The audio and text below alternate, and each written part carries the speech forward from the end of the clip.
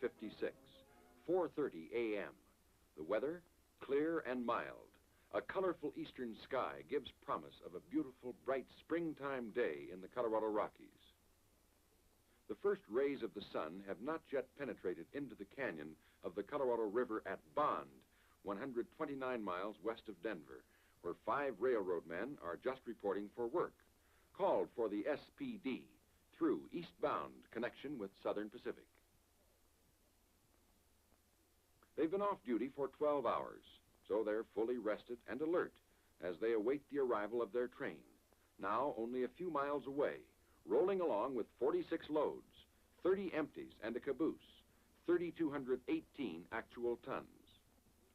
Its loads include lumber and plywood from the forests and mills of the Northwest, going eastward for new homes and factories, lettuce and oranges from California, en route to the markets of the Midwest, other fruits and vegetables, canned goods, cattle, ore and oil, a typical cargo with a total value in excess of $160,000. And when you add in the value of the equipment, the 77 cars and the diesel-electric locomotive, this train is worth more than $1 million. $1 million on the move. And it rolls along freely on the easy uphill grade of the Colorado River route, pulled by the 6,000 horses packed into the 4 diesel units. Powerful, well-trained horses, instantly responsive to the engineer's touch on throttle and brake. Since leaving Grand Junction at midnight, the air brakes have been applied 8 times, including 1 emergency stop, and each time they were fully effective. Back at Bond, the new crew is ready to go. The conductor has gotten his orders and gives 1 set to the engineer. They check their watches. 4:40 a.m. now. Our $1 million train should be showing up any minute. In fact, it's just now entering the yard at the west end. The engineer makes a service application of the air brakes, which respond in normal fashion to slow down the train.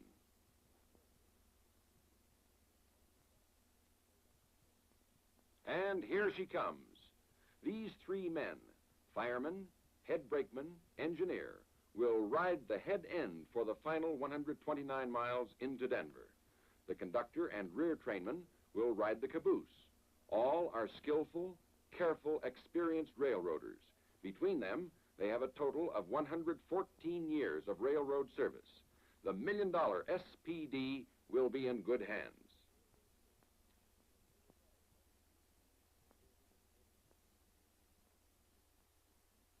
Another air brake application brings the heavy train to a stop, exactly where intended. In accordance with air brake rules, the incoming engineer leaves the brakes applied. 2/3 of a mile away, a car inspector makes a visual inspection to be sure the brake application is effective all the way to the rear of the train.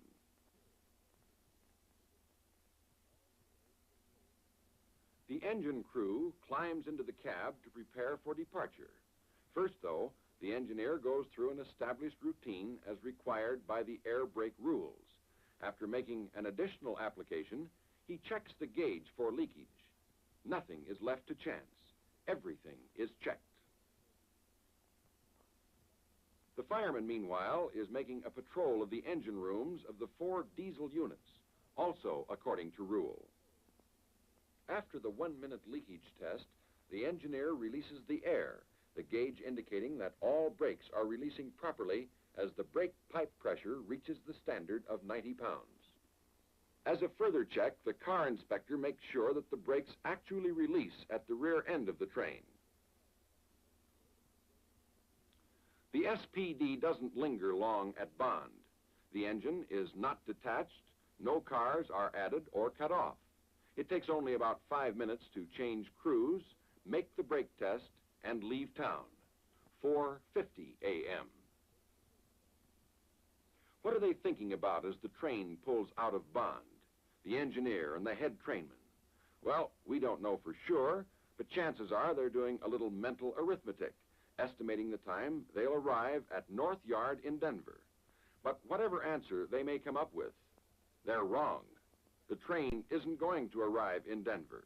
Its trip will end very suddenly, 31 miles and 65 minutes from here.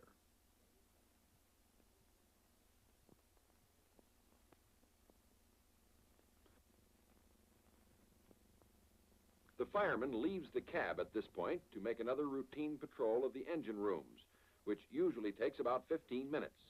He doesn't know it, but there is not that much time left. 2 men are in the cab now. The brakeman has been railroading for 29 years, the engineer for 36. He's run engines over this territory for more than 20 years. The safety of this million-dollar train and their own safety and that of their fellow crew members is in capable and experienced hands. 5:45 a.m. now. 10 more minutes, 8 more miles. 4 minutes later, 2.5 miles closer to trouble, the SPD breezes past Kremling. The signal is green. Proceed. They've all been green since leaving Bond. Speed is now up at the authorized maximum. Another green aspect at the intermediate signal. Both engineer and brakeman see it and call it. Then the brakeman makes another visual inspection of his train, doing his job according to rule.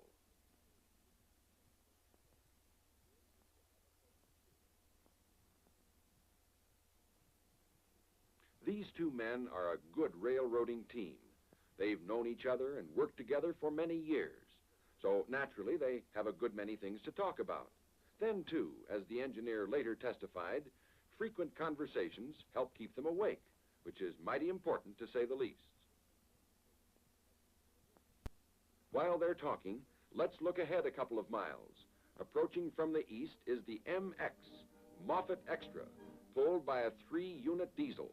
At the siding, named Troublesome, the remotely controlled power switch is lined for them to enter the siding. The red over yellow signal indication means proceed at medium speed through turnout. The MX is a local freight train en route to Phippsburg on the Craig branch with 24 loads and 20 empties. The dispatcher at his control board at Sulphur has set up what should be an excellent meet, with neither train being appreciably delayed. But let's get back to the SPD, still breezing along in fine style. The positive block signal at the west end of Troublesome displays a high yellow. Proceed at medium speed, prepared to stop at next signal. Only nobody is looking. The one they didn't see is the only restrictive signal they've had since leaving Bond. What are they talking about that's so important that they missed the one that matters? Get this, they're discussing how lucky they are to get such a good train. Yes, that's what the brakeman testified. And while they're congratulating themselves, their luck is about to run out.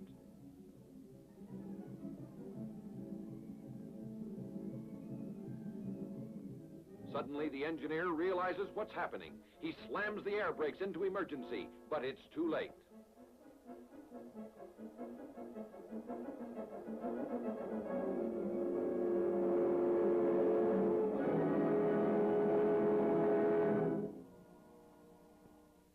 Almost at once, the dispatcher knows something is wrong. Lights on the track diagram showing the location of trains stop progressing as they should, and the CTC machine begins a continuous cycling. He immediately puts in a call for the maintainer to check the machine. The scene at Troublesome is one of incredible destruction. The once powerful diesel locomotive of the SPD is battered and still, half buried in the soft ground alongside the roadbed. It will cost nearly $250,000 to restore it to service. Rugged steel freight cars are shattered and smashed, some jammed together in tightly wedged pileups, others scattered at random over a wide area. Both tracks are torn up, signal and communication wires knocked out, complete devastation. By some miracle, the 10 crew members of the 2 trains all live through the terrible impact. Only 3 of them will require hospitalization, but all know they looked sudden death right in the eye at that smashing instant. It's 15 minutes after the crash before one of the trainmen on the MX reaches a phone at the next siding to the east. His call puts in motion the railroad's emergency machinery. Within minutes, teletypes are clicking out the available details.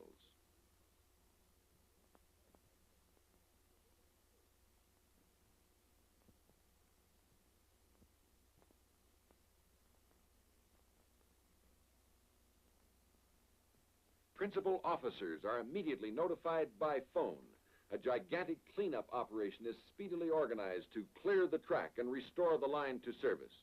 Work trains with giant cranes are quickly assembled at Denver and Grand Junction and started on their way to Troublesome.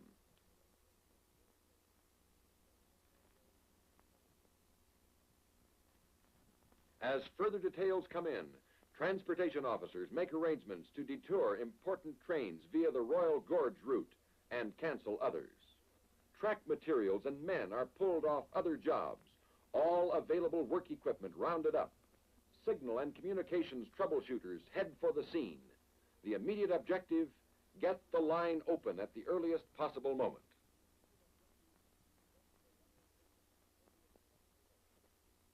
The back-breaking, heart-breaking task was soon underway as men and machines attacked the twisted maze of steel and wood. The giant locomotive crane from Denver went to work on the pile-up at the east switch where the collision occurred to clear a pathway through the tangled wreckage so that the torn-up track could be restored to serviceable condition and the railroad reopened for traffic. Time enough later to think about salvaging damaged equipment and lading.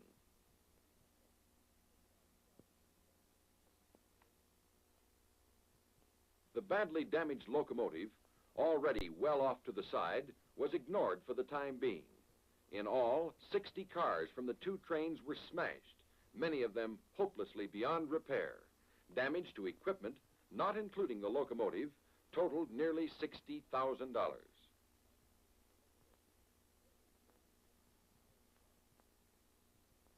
In addition to the main pileup at the east switch, a secondary impact occurred a quarter of a mile west where several cars of the SPD jackknifed into the MX on the adjoining track. The big hook from Grand Junction was put to work clearing wreckage at this point. The first wrecking equipment arrived on the scene about 10 a.m., and from then until 5:15 the next morning, nearly 24 hours after the accident, men and machines never stopped working. Total cost to the railroad for wrecking expense reached $25,000, and that's out-of-pocket expense only. It doesn't include, for example, the time of division and general officers who directed the operation, which normally would have been spent in productive activities. While the powerful crane was pulling and tugging at the wreckage, truckloads of ties and other track materials were arriving and being unloaded for the necessary track rebuilding. Working off the track, heavy bulldozers equipped with powerful winches were aiding in the task of clearing the line. Their use expedited the wrecking operation considerably. So tightly wedged together were some of the wrecked cars, it was often very helpful to be able to pull in two directions at once with crane and bulldozer.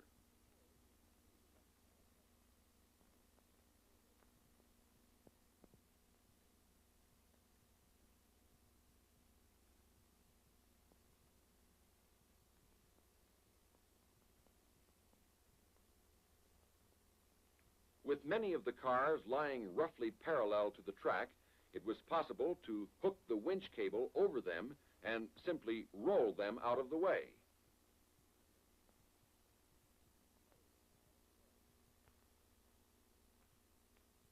Car by car, the wreckage was disentangled and moved aside, an agonizingly slow process, but progress was being made.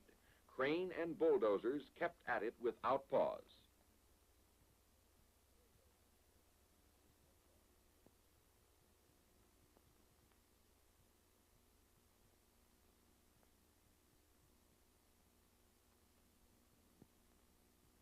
Meanwhile, freight claim agents were surveying the situation and making plans to salvage as much as possible of the damaged lading and get it on its way to consignees.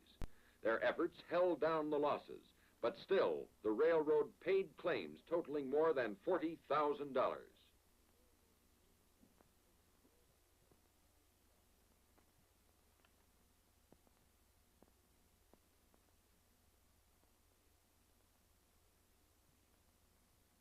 At the secondary pileup, the big hook from Grand Junction was making good progress.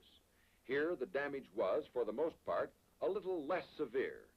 This stock car, for example, still had its trucks under it, and it was lifted back onto the rails.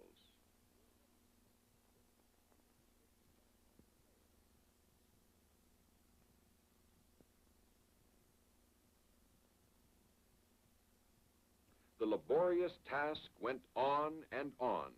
Not until the first train was by at 5:29 the next morning did the work crews at last take a much-needed rest.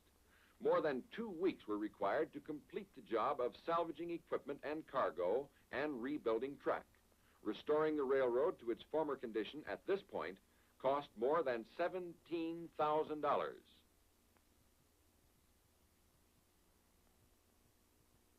Of course, the true cost of this accident cannot be measured only in dollars, but the dollar cost alone reached the staggering sum of $375,000.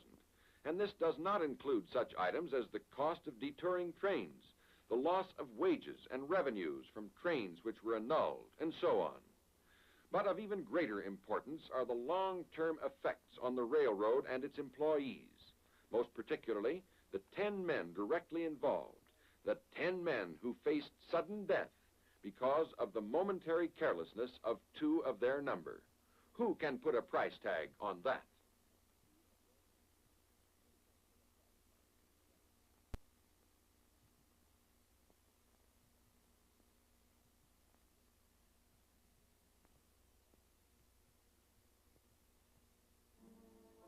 Well, that's the story of the trouble at Troublesome. That's the story as told by the men involved. It's over and done with now, but it won't soon be forgotten. The wreckage has been removed and the railroad repaired, and to transcontinental passengers breezing by, this siding appears no different from any other. But a great many railroaders will remember it for a long, long time.